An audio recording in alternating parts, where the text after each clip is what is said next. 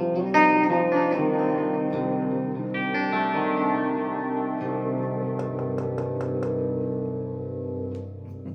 right, howdy friends, happy Sunday morning to you. Happy to be spending my Sunday morning with you here. Messing around with a couple things. I'm going to get into a couple cool things with you here in just a second. But first I want to say, as I always do, thank you so much for being a part of this community. And then I also want to say thanks for all the really kind comments. I know I can't personally respond to every single one of those, but I always want to give a like, and I do read every single one of these comments. And so thanks for that. I'm messing around with a halo. Let me see if I can actually hold these up and show you here real quick. This halo pedal is I got from Keeley. So that's the halo delay, and I'm just messing with it. This thing has way too many knobs and switches and functions for me. I'm a 1 or 2 knob kind of dude. But this is like a crazy good sounding and really fun delay with a lot of different stuff. I'm just kind of messing around with it here. And then I'll turn this on later in the show here, if you can even believe that that's a thing. This is the deluxe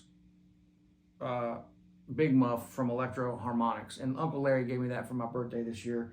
And so I thought I'd get that out. I'll turn that on in a minute. It's pretty crazy. It's a lot of fuzz, but it's pretty fun. So we'll check that out. But I wanted to tell you, a lot of people ask about the Floyd Telly, because I played this guitar on Patty Loveless sessions and records, or sessions and tours for a long time. Don Kelly for years in the early days at Roberts on Broadway. I don't know if many of you guys know that. That's how I got my start in Nashville, was playing downtown Wednesday, Thursday, Friday, and Saturday night with the Don Kelly Band. 4 nights a week, 4 hours a night for 4 years. But after the first year, I started getting gigs with Patty Loveless, and then I toured with Jerry Douglas for a long time, 6 or 7 years, played on a bunch of his records. And then, so I came in right after Johnny Highland, and then J.D. Simo came in right after me, and then it was Daniel, and then Luke, and all that. So I got in the early 2000s when downtown was still cool and Broadway was still manageable, if you can believe that. So a lot of fun there. But I played this guitar for years and years and years here in Nashville, and then I finally got to the place where I had to refret it, and it's never been the same since. So it got real stiff, and I know you guys are going to give me all your a lot of things to do. Well, let me just tell you that we've tried all of them, and we've tried. I've tried glaziers. I've had Floyd refret it. We've been through the mill. I've had everybody look at this guitar, but it got stiff and it got kind of weird sounding. I don't know if my ear has just progressed over the years and got better, and really, maybe it's not as good of a guitar as I thought it was in the first place. But I've definitely played a lot of music on this guitar. 18 South, Sean Camp gigs, Tim O'Brien tours. Sessions out the wazoo with this thing. It's got a really slim neck, it's got a slim neck, a very light redwood body that I'll tell you about. We think that these are Mexican Tele pickups in here, but we're not sure. Nobody can tell what they are. No logo or serial number or anything, just a straight up, Tele. And I've beat it to shit. I've got gaff tape back here where it split on me. And then there's a big hole right here. You can see that there's a giant hole right there where my little finger, where I like to rest my little finger, and it just digs a hole in the wood right there. We put this 50s style pick guard on it, which means there's no screw here. It makes it look a little older and cooler in my opinion. But maybe this thing's not done yet. I just had to put it down for a while because I was getting really frustrated with the refret, right? It just changed it. And maybe that's our neurosis as musicians, and getting freaked out when every little thing changes and we're not out in our comfort zone anymore. But anyway, the story behind this guitar is a guy named Floyd Telly built it here in Nashville. And I met Floyd at Joe Glazer's shop years and years and years ago. And I've known Joe Glazer for probably 30 years. I knew Joe even before I moved to Nashville. I heard he liked seafood, and he loves to dive and stuff, and he loves seafood. And so I was coming up to get a mandolin looked at, pickup, the Sam Bush pickup rig on the mandolin, the microphone and all that, the Joe Mills mic blend and all that, when they were first starting to do that. I came up to get that done on my mandolin, because even at that young age, I wasn't happy with the harsh sound that the mandolin was electrified. I wanted that warm acoustic sound. That's, man, your ear just learns these things. And even as a kid, I knew, I was like, man, this is not sounding right. It needs to be warmer and woodier. Why isn't this happening? So I said, well, Sam Bush has the best sound. So microphone, pickup, combination. I bought all the stuff, came up, and I bought Joe Glazier. I went to Joe Patty's Seafood in Pensacola, Florida. That's amazing. Bought a bunch of Royal Reds, had them professionally packed in ice in a cooler, taped it up, wrapped it up, brought it up here to Joe. Me and my dad drove up here, and I gave him this cooler shipment. He goes, man, I don't know who you are, but I like you, and I'm never going to forget this. And he never has, and we've been friends ever since. So anyway, long story even longer. And by the way, all the people that are commenting about too much talking and not enough playing, if you're one of those people right now, just move on. Just go to another channel. This one's not for you. And so the people there that get the community that we have growing here with this channel, you know who you are, and I love talking to you guys. But all the other ones that just don't get it, just move on. Don't waste anybody's time. Don't comment. Don't complain. Just move on. It's really that simple, because it ain't gonna change here. So anyway, met Floyd at Joe's shop, and he started building these guitars. And man, Kenny Vaughn had a great one here, and I thought, man, these are really cool, and there's a lot of character and tone here, and it kind of hit or miss. Not every one he made was really great, but if you got lucky, you got a good one. And this one was a great one for a long time.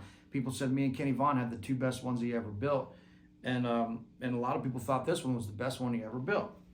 And so, but he would just put bodies and necks together, and he shapes the necks himself, he makes the necks himself, and he makes the bodies himself. He doesn't order parts. These aren't parts from a catalog. He's making these necks and these bodies himself. And so he's a craftsman. And so so the story goes, okay, let me tell you how I found the guitar first. This is an interesting story. So when I was playing with Patty Loveless, her band members, Jimmy Johnson and Martin Parker, got me on my first sessions. Actually, that's not true. Not my first sessions, but they got me on some sessions in Hendersonville, a place called Buck's Place. And Buck would record all these old country music guys like Porter Wagner and Bobby Bear and George Jones, and all these characters would come through. A lot of the Opry guys worked there, and a lot of the older, like ingrained, root system of Nashville, the real old cats, And so those are the guys that I love anyway, you don't get to be that cool until you're that old. So I got a long way to go, apparently. But so I went up there and I was recording at Buck's Place with all these guys. We were doing the World's Greatest Fishing Band record, and I got to record with George Jones. Got to record with Porter Wagner. Bobby Bear was on that record. I mean, a slew of amazing old school country guys. I can't even remember who else was on that record. It was a long list of people.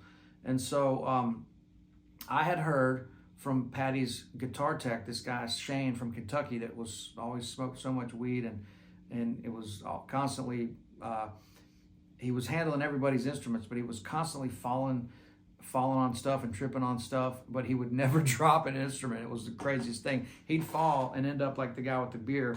He'd fall and have the guitar and would never break anything. It was the craziest thing ever. So Crazy Shane told me, he goes, man, there's a pawn shop out here in Hendersonville, and he's got some guitars in there, and man, you just check it out sometime. So I heard about this pawn shop, and I finally was like, I was driving home from one of those sessions, and I thought, man, I'm gonna go in and check out one of these, check out some of these guitars at this pawn shop this guy's been telling me about. So I found it. I guess I wrote down the name, and I found it, and I turned down this road, and I pulled into this basically a guy's house with an old garage, and I parked, and I walked in there, and there's these two old guys sitting behind a glass counter that was basically on a dirt floor in a barn. And there was some stuff around there for sale, lawnmowers, all kinds of different stuff, fishing equipment, all kinds of different stuff. And behind the counter, there was about 4 guitars on stands back there, no cases, nothing. And they were all Floyd's, and he built all of them. There was a baritone. I probably should have got the baritone. There was like a couple Strats, this Tele, and a baritone. And man, it was freezing cold. And I remember the whole place smelled like kerosene. There was a kerosene lantern or a kerosene heater in there, maybe a couple of them, and it was just this scene, man. It was Hendersonville, Tennessee, and these two old guys sitting in this barn selling stuff, and this was this pawn shop, right? It was the craziest thing ever. So I go in there, and he had like $700 on the price tag of this thing, and I was like 20 something. I said, man, I know Floyd pretty well. I said, let me call Floyd. So I called Floyd, and no, they had $750 on the price tag, and I called Floyd, and Floyd said, yeah, man, sell it to Guthrie for $700. So he sells me this guitar for $700. I walked out of there, and it was the first real guitar I'd ever had in my life. I'd had some G&Ls and some other stuff, which were fine, but this was like the first real guitar with character that I'd ever had, man. And it was like, man, it was just, it changed my whole, I was so excited. I took it to the session the next day. It sounded better than anything I'd had.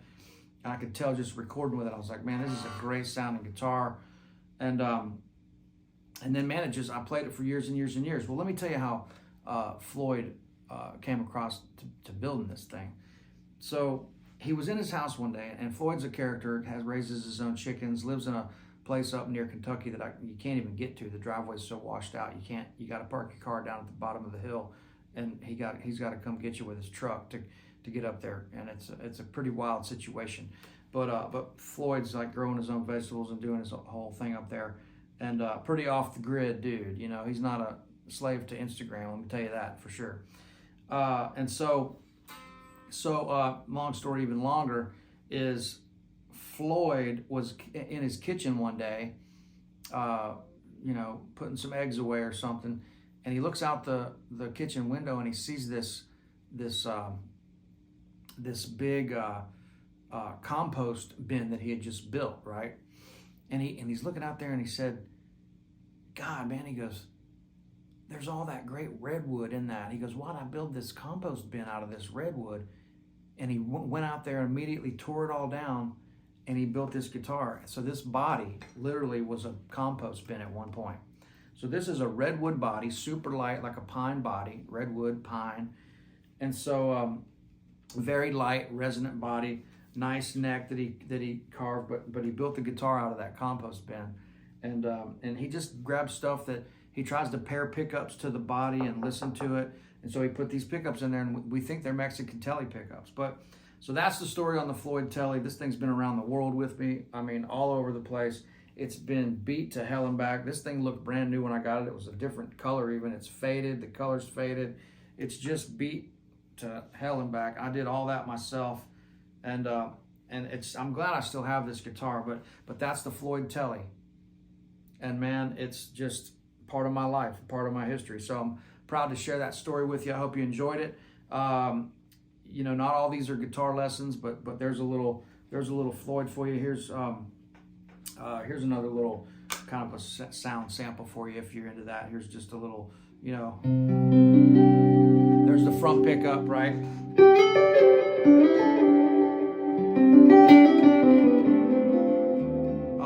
I'm tuned down. Sorry, hold on.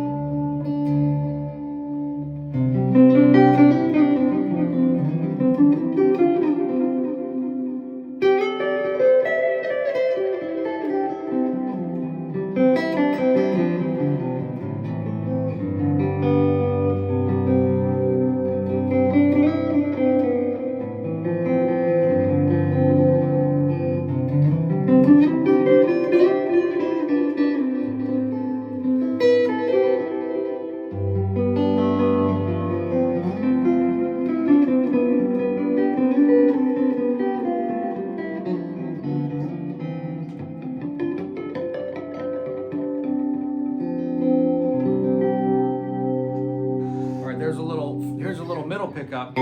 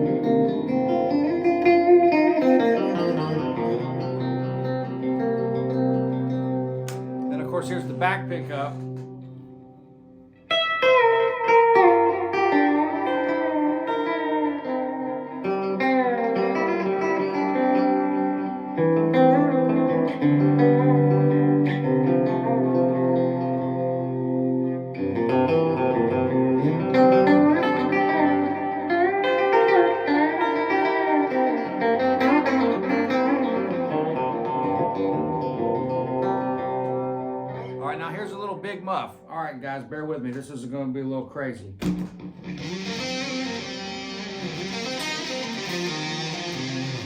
guess that turns it up.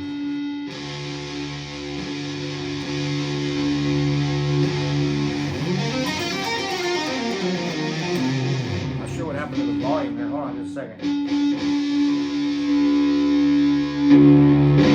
There we go.